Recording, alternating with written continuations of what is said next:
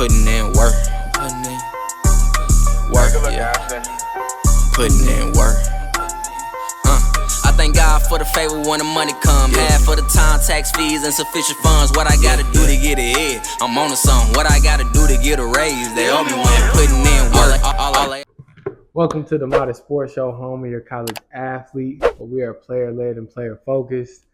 To the modest squad out there, modest clan, modest family, whatever you want to label yourselves, guys.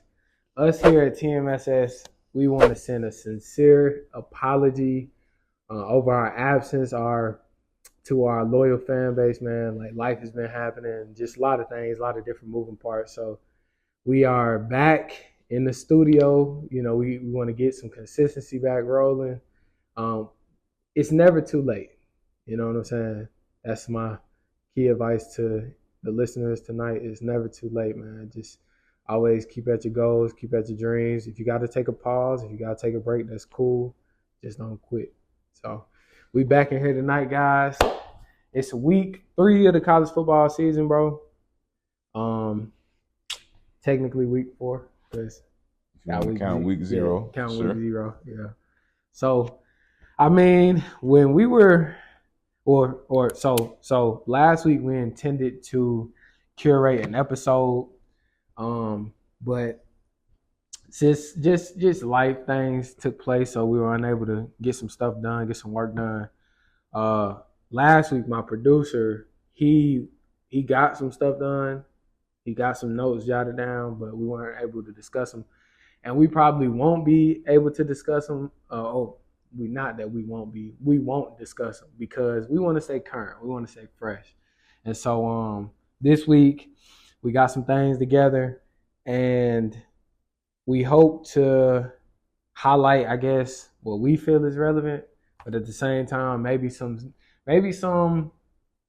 how can I say it, interesting scenarios and things that happen for the remainder of the season, because now we are in conference play. We're in the meat of the schedule.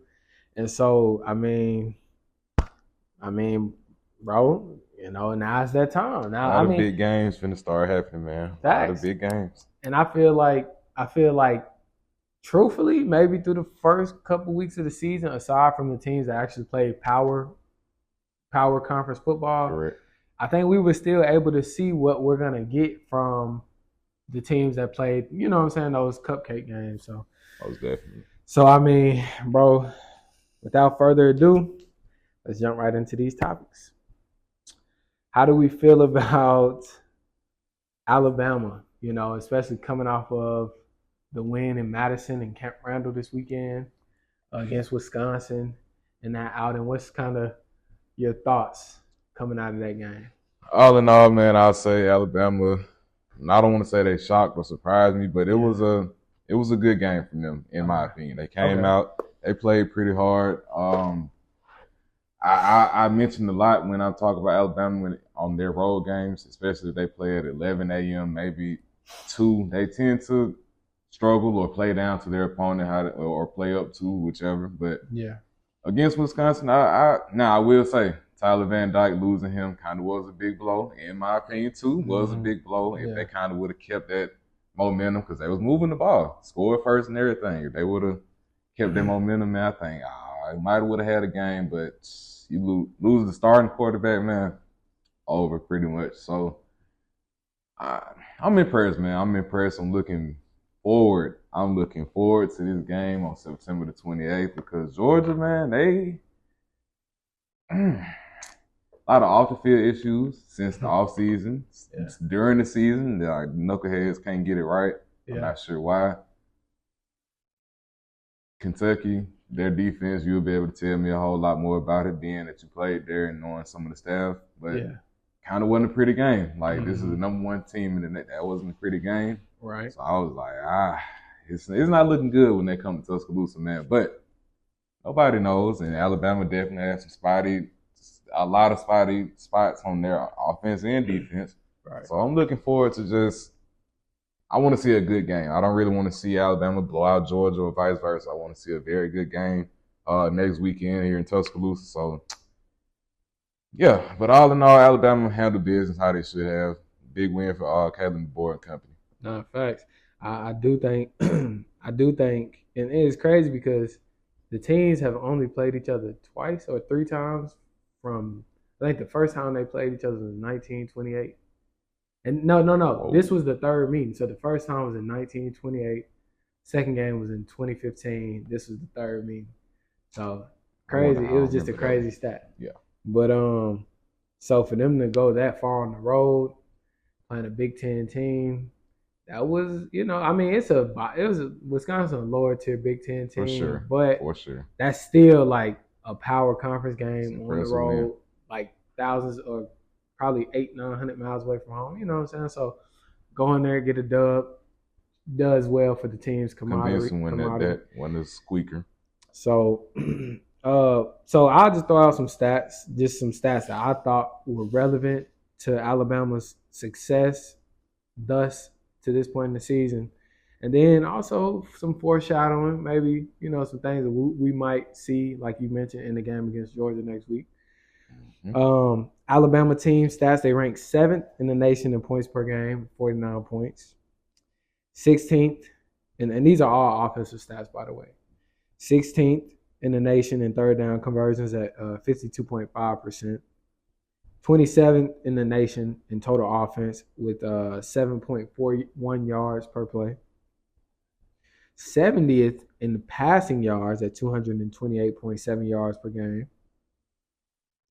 And 20th in rushing yards at 238 yards per game. So, my estimation, just based on those stats offensively, is I kind of like it. And this is what I mean when I say it. Last year, if you take a look at LSU, if you take a little snapshot of LSU, even up until late in the season, they had, I think, like the top 5 total offense in the nation.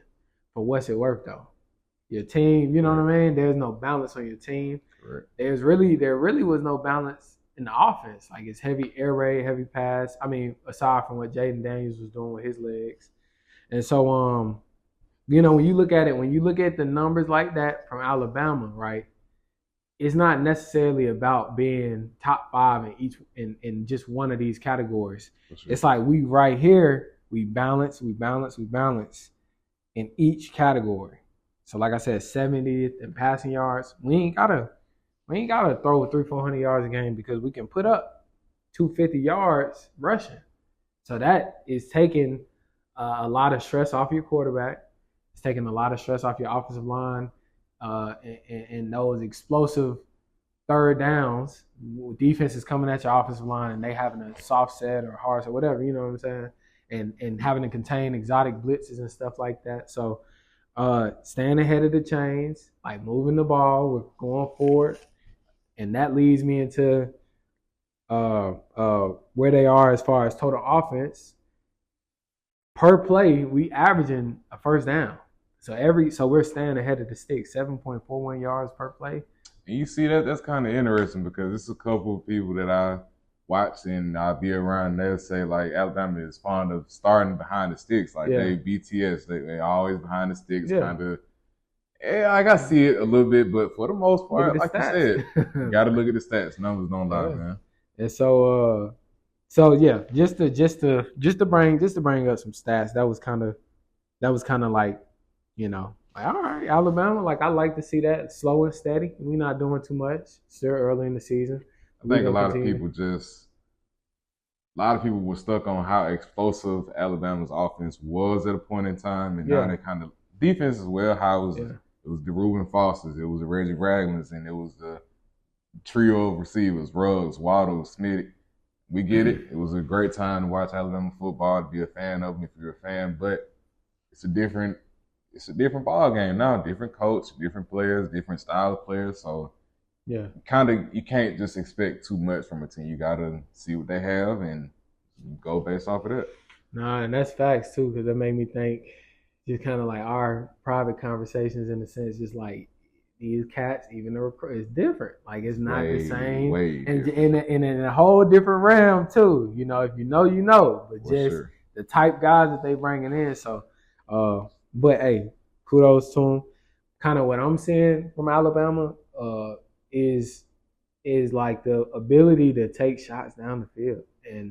And again, I think we talked about this, like mislabeling or prematurely labeling talent. You know what I'm saying? Yes. And so, not to say anything is wrong with potential, but we like to see it live out against creme de la creme. Absolutely. And so I think this week, or excuse me, not this week, I got by this week, next weekend is very important, and I think it is very significant to understanding what type of players, that you have on this Alabama offense. Most definitely. I can't agree with you anymore. I cannot. Yeah. I can't wait. And so I say that specifically, just understanding scheme and things like that, you know. And it's actually crazy because in the Kentucky game, I'm speaking of Malachi Starks and Ryan Williams, that matchup in the second. It's gonna come at some point in the game. Gonna have to. And I think it's gonna be a vital down in the game, pivotal down. But I only say that to say last week we saw Malachi Starks in the slot on Dane Key. It was a big third down conversion. Dane ran, a former teammate of mine, he ran a little not rub route, but it was an out-breaking route, past the sticks, kind of got some separation from Malachi, big first down. And that was part of carrying that momentum at Kroger Field, you know what I'm saying? And so just being able to see kind of the chess match in the game when Ryan Williams is placed against Malachi Starks and what that could potentially look like. Again, Malachi Starks, he's a vet. This is a 17-year-old. 17, you guys. And it's two sides to that. Two sides to that because he going to make an amazing play in a Wisconsin game, in a game against Western Kentucky. And he's 17. Correct. On the other end, he's 17. So not to take anything away from Ryan Williams at all, but just simply to say it's going to be a good matchup. We'll see how that favors. Aside from that, I don't want to necessarily, how can I say, I don't want to label Alabama anything that they're not. Correct. Because I'm hearing that the secondary isn't as good as it should be. But I feel like, honestly, with Alabama, bro, I think that's a recurring topic. Like, I think since Xavier McKinney has left, I think that has been a recurrence. Am I right? Xavier McKinney, is that the last one-on-ones? That's 2018, 2019? 2019, I want to say. It could be wrong, but last of that I'm trying to think, man. Like, because I mean, I wouldn't put that Jordan Battle in that. No, nothing to him. Yeah. Nothing against him, but no. I'm just saying, like that. I'll you say what I mean? for sure. I'll say that. And offensive line as well. Like those two have been the main. Scrutiny. And I have a lot of people know that it's going to be a very good game when you have. It's the matchup. It's all about matchups. Like Alabama was better than Wisconsin, completely better than Western Kentucky. Mm-hmm. Better than USF, but played down to them. But when it's all about matchups, do you have those guys that we can beat them? Like, we got the matchups. Like, we can go tit for tat, player for player, speed for speed, whatever it is. Yeah. So that's why I'm really looking forward to how are they going to respond to another big dog, SEC. They work out just as hard as y'all work. But what's really going to happen? Like, are we going to shy away from it? Or are we going, hey, man, we still Alabama. Yeah. We finna do this, that, and the third. But I started all of that out to say it was a couple times where Xavier Brown, Red Morgan, kind of burnt, like kind of getting a little burnt. So I'm like, hey, if the young guys, if that quarterback can put it on the money, that's 2 or 3 touchdowns left on that field. So okay. Hey, there was a couple times where bro did overthrow him. Okay, yeah. I'm like you, bro. Like, I think, like with any team, Alabama has strengths, they got weaknesses, but the great teams actually exploit those weaknesses. Yes, sir. So, and that goes for Georgia too. Yes, sir. Speaking of which, I went back. I wasn't able to watch the full game for Kentucky and Georgia. But I was able to catch pieces. I was at Davis Wade Stadium on Saturday in Starkville, Mississippi, which we'll get to that later in the show. But from my estimation from the highlights that I got were, I said this on Twitter. Kudos to Coach Brad White. Salute to you, Coach White. If you watch this, if you know, hey, salute to you. You are a very great coach. You were good to me in my time in Lexington, and schematically, I think what he does and the nuances that he teaches of the game, how he coaches, is defensively. I would say that Coach White develops guys well. You know, even much so, just randomly, some of my old teammates reposted another one of my old teammates, Drew Phillips. He played. He's a nickel with the Johns right now, and it's so crazy because he's probably, like, in person, he's probably one of the most technically sound defensive players I've seen. And small guy, five, might be. They say he 5'10", they might be lying. Like, little guy, but can move, very technically sound, very strong, a physical football player. Plays from outside corner, but I think his niche is that inside slot.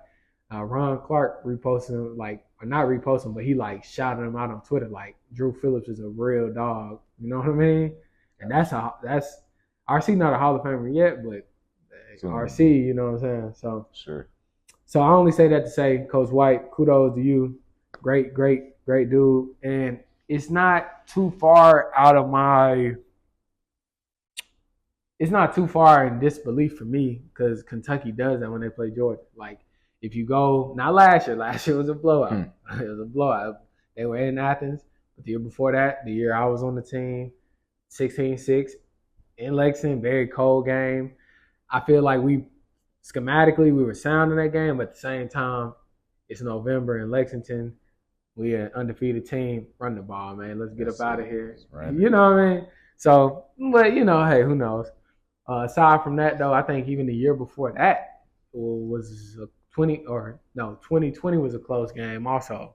So, I mean, was it 2022? One of those years. It was a close game. And so Kentucky just plays Georgia. They play them good, bro. It's kind of like an Alabama Auburn thing. Like, you can pretty much. I wouldn't say Alabama. I would say Georgia Auburn.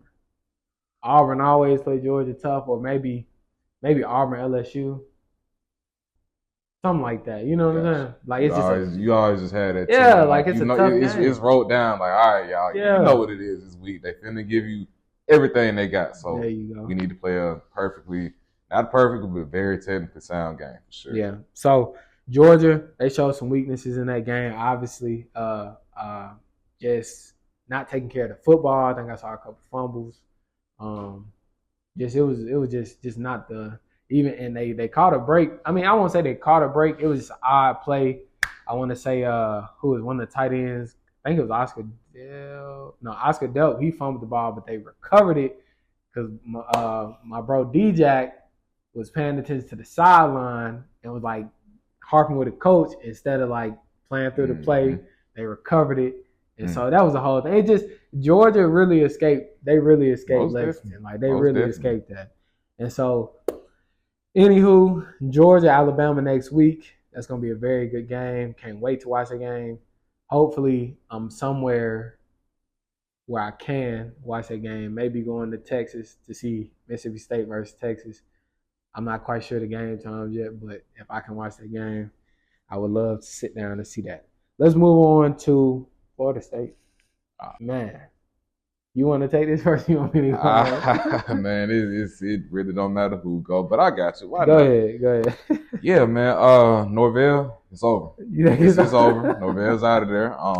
Okay. The boosters, man, and everybody that the fans, true fans of Florida State. Man, I don't know what to say. I really don't know what to say. Like, a team that had so much hype coming into this season. Yeah. And it's just laying an egg game after game after game. It's bad.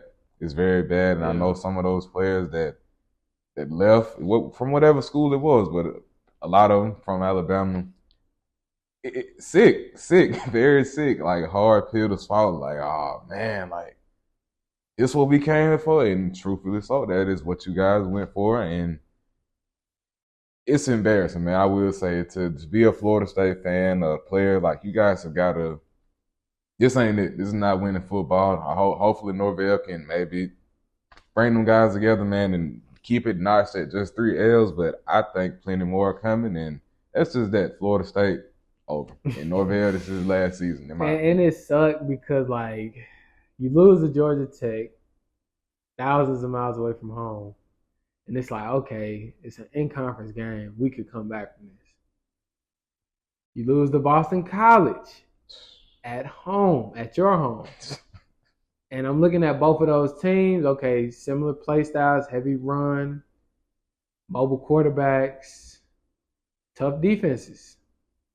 But I'm looking at like, okay, depending, like even with both of those losses, we at this point, right after 2 losses from Florida State, we got to say we got to assess. Okay, well, what type of seasons and what type of teams are Georgia Tech, Boston College going to be? Are they going to run through the ACC? Are they going to compete for the ACC? No one expected this, but what are they going to do?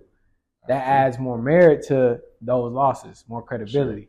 Sure. Okay, this is the game where it's like now we have to establish ourselves. Now we got to show like, okay, we're going to get it together. We finna get this thing under wraps. We got Memphis.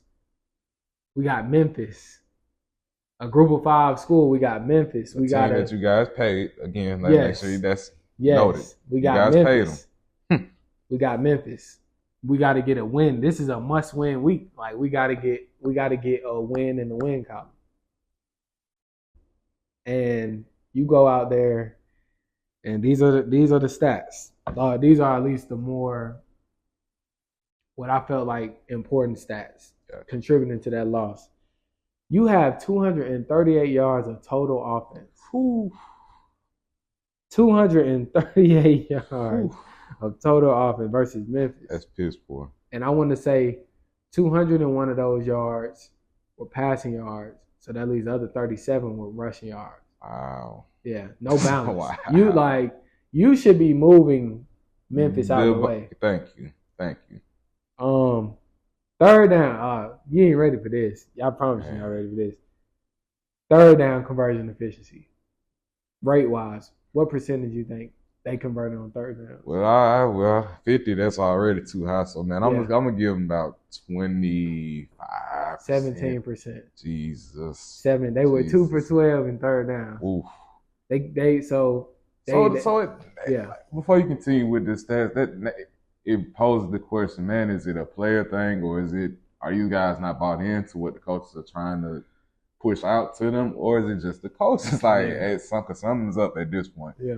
A Florida State team that just went, we see it happen often. A team does superb. TCU had that little run, and they ain't talking about nothing. But that's not like a traditionally good program. Correct. Like, you don't expect that. You know? Florida State, the history and what comes with y'all, and y'all just, people would think, all right, that was that year. Did, bro. We were just sitting there talking. I'm like, Florida State gonna be that team. Like, they gonna be that team. They just picked up DJ, but that's another topic and something else that we discussed. DJU is not it. Sneaker Bill, man, type of like. I will be the first to say that I never paid attention to DJ at Clemson. Like, I just, at that point, you know what I'm saying, I'm focused on my own football journey. I wasn't focused on DJ. I wasn't focused on a lot of teams of players. Last year, being my first year where I actually sat down and watched Oregon State or just any team or any matter, but actually, like, I'm starting to, checking out the Pac-12. Let me see what the Big Ten got. Let's see what Big 12, you know what I mean? I'm looking at Oregon State, and I'm like, okay, this is Oregon State, but they finished the regular season 9-3. Granted, they were in the Pac-12, but 9-3. You know what I'm saying? And so I'm like, okay. And I've seen DJ in a couple games, seen him against Colorado. I'm like, okay, pro-style quarterback. Under center, he looks fairly decent. Like, I didn't expect this. And nobody did, I think, man. Like, I don't think there's one person that is a true college football fan that don't see everything just for the big play, like when they really see, all right, offensively and defensively, put it all together, championship contending team. I think everyone would have told you that. Now it's just like, yeah, man, we don't know what we watching, and it's the position that they have put themselves in. It's kind of hard to come back from now. It's pressure, like it's pressure. Like the first, like he said, the first one is like, all right, y'all, like, we straight. Let's get right. The second one is like, okay, like, ooh, little sweaty. Memphis, hang it up, man. Go on, hang it up, hang it up. Bro. And bro, I think that's the toughest thing about being a college coach, because it's like at this point in the season, I mean, like, yeah, honor, integrity, pride, you know, like all those, right. all those buzzwords for pride. They sitting in a room this size. It ain't no point. I mean, I'm not gonna say it ain't no point, but for what the season's expectations were to where we are now, it's almost like I see y'all on Saturday. Yeah, man. I see y'all on Saturday. Look, on Saturday we play like the little league games, bro. You know, it's deflated. It's a whole lot. Saturday, I see y'all. We're gonna meet in the south end zone at 5:00. We're gonna get started like. And we're going to go play. That's it. Cool. Ain't nothing. You complained last season about not making the college football playoff, which understandably so. You double back this year. You won't even play in a bowl game the magnitude the one that you played in a New Year's Six bowl game last year. What they was in the Orange Bowl, the Capital One Orange Bowl, something like that? I want to say. And then Florida State did finish undefeated, right? Yes. Wow. No. They ain't finished the season, like the whole season, regular season. The regular season. They finished the regular season undefeated. Wow. And then won the conference. You know what I'm saying? Man. They went 13-1. Needs to be studied for sure. And the crazy part about it is, from a retention standpoint, they lost some pieces on both sides. But the way that Mike Norvell talks about how he has gone about rebuilding his program, or even building Florida State up to the point that he had, because I'm not necessarily on the bandwagon that it's time to fire him, because, and this is the only reason I say that is because he's reestablished Florida State as a name. Since Jimbo Fisher left, he kind of reestablished Florida State as, like, I guess, a marquee program. Like, you know what I mean? And so I'm not. Now, it's the other cat in Florida, the one in Gainesville. Oh, yes, sir. Yes, sir. But we ain't gonna, I'm just, you know what I'm saying? Yeah. And so, that's the one that should be worried about his job. But we're going to talk about that maybe on another episode. But last stat with Florida State versus Memphis, total time of possession, 23 minutes, 39 seconds. And so I bring that up and the irrelevance in that, and you're going to see a correlation between Florida State in that game and Mississippi State versus Toledo in our last topic. That is no control over the game. Mm-hmm. I want to say Memphis total time possession is like 37, 38 minutes. So control, right? Everything in football is control. I'm control when I'm striking it. I'm controlling him when I'm running the football. We're controlling the game when I'm coming downhill and asserting my dominance on the tackle. We're controlling the game. Catching the football, controlling it in. There you go. We're controlling all elements of the game. That right there was just indicative of the outcome of this game. Like, Memphis was in control of the entire game. Would you by any chance happen to know of any not injuries, penalties? The penalty margin was 10 penalties for 105 yards total, and I think theirs was like 5 penalties for 85, so they weren't too far off. But I will say, and this will be the last stat on this, and we'll move on. DJ Uiagalelei rushed 6 times for negative 19 yards. But moving on, man. Moving on. Mississippi State loses in a blowout to Toledo at home in front of thousands of cowbells. Man, I'll go first on this because this game I was actually at. I was actually there. So I posed the question, what does that mean for the program? Okay.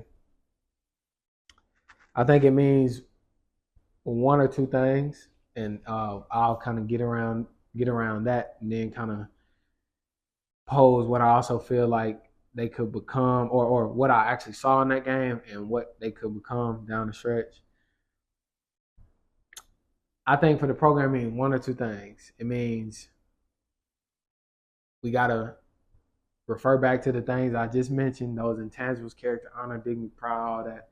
You got to instill that because you got to – it's not too late to make a bowl. Like, after a loss like that to Toledo, I think we know, you know what I'm saying, and never to say that the expectations were for Mississippi State to go to the national championship or even win the SEC.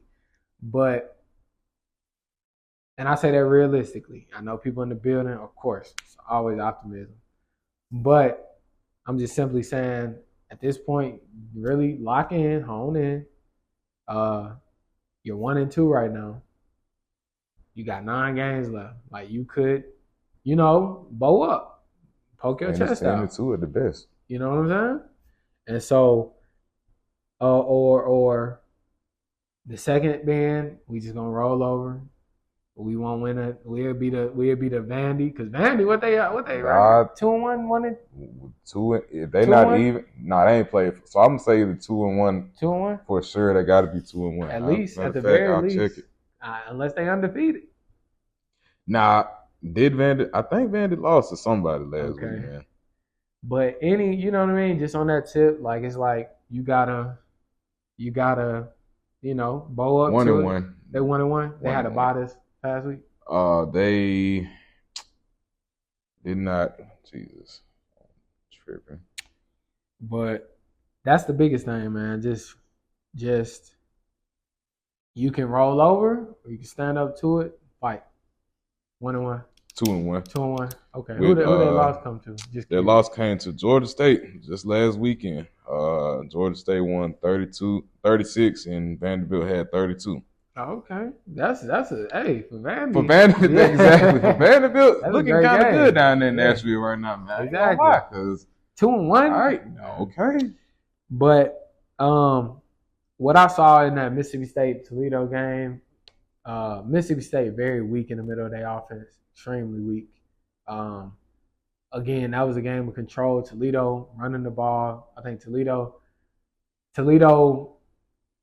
What I don't feel like Mississippi State does well at times, and this is obvious, and my coaches, they live by it, they die by it. I think Toledo did a good job of mixing up tempo, mixing up pace. They went tempo sometimes. Sometimes they went regular speed or, normal speed. And I think that ultimately kept the defense guessing. You know what I'm saying? But they also just controlled the clock. That was another game where I think time possession was less than Toledo or less than Florida State's. I think their time possession was like 22 minutes. And Toledo's was like 38. Like, you're not gonna win a lot of football games, no matter how quick you scoring. Like, you're not gonna win a lot of football games like that. Mm-hmm. And so, because that ultimately relates to sustained drives. Like, if we got the ball for a longer amount of time, we're staying on the field longer. We're dictating the pace of the game. Yep. We keeping your offense off the field. Yep. So, yeah, I feel like it was an embarrassing performance, to say the least. What was the score? 41-17. 41-17 to a MAC 10. Yeah, Toledo. Like, I can't name one player that they had that's worthwhile, man. There's no shot to them, but Mississippi State. Come on. But man, they look like and like I was telling one of my friends, like, it's so crazy because in that game you didn't see like Toledo was just like scoring every play. Like, it wasn't they getting the ball, scoring every drive. They were sustaining. It was just a sustained game. Like, we're getting the ball, we're driving, we're kicking field goals. We get the ball, we drive, we score a touchdown. We get the ball, 3 and out, we punt. We get the ball next drive, kick field goal. Like, they were just continually scoring, putting points on the board. Meanwhile, Mississippi State tempo, nothing wrong with it, but it is when you're not scoring the football, you putting a lot of stress on your defense to get. It's like, man, we just sat down. Mm-hmm. We just sat down. We punt. I ain't even talking to my position coach. You know what I mean? So just that tempo, and the one thing I feel like a lot of route concepts were very repetitive for Mississippi State too.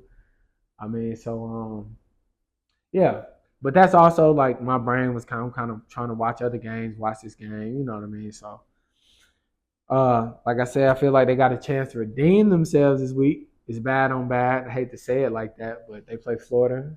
It's an early game, home game this weekend. So that is a game.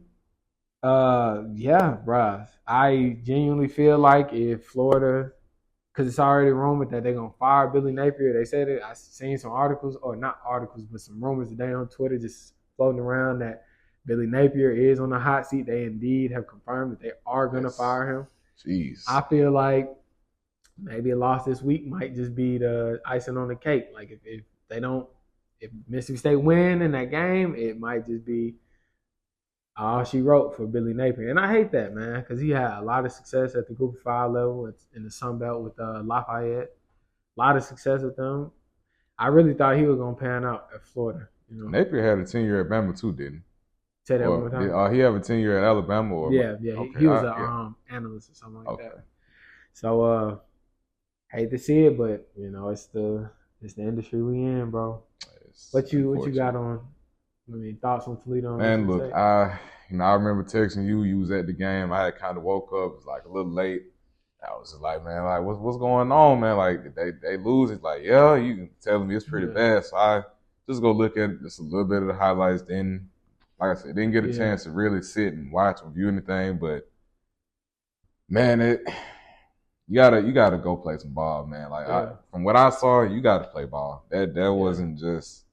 That's not it. That's not SEC football. And if Mississippi State, man, if they don't get right, they're gonna end up messing around and being like a going to the Group of 5 fan because like it's not looking good. Like everybody was having this vanity talk. Like they might as well got the SEC. And they trying to change something around. Mississippi State is kind of the same, consistent. Just we all right. We all right. Got a little hype going to this. Nah, we back. We all right. Mississippi State hasn't done it for me since I almost want to say the Dak Prescott and De'Runnya Wilson. Long live him in his days. Like man, I don't know what to say about Mississippi State. Hopefully they can regroup, man. Like I said, like you said, we both said, and maybe finish the season 10-2 at best and get to a bowl game. But I think your look tells it all. So hey, man, that lets the viewers know what's up. Yeah. 10-2. Jeez.